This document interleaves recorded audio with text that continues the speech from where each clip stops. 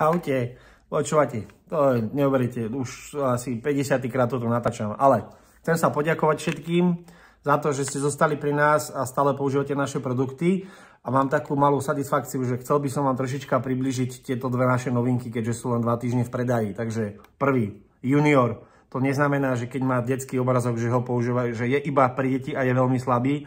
Není slabý, má 17% účinných látok, je hrejivý, veľmi účinný protizápalový. Herbal je zase chladivý, takisto 17% účinných látok protizápalový.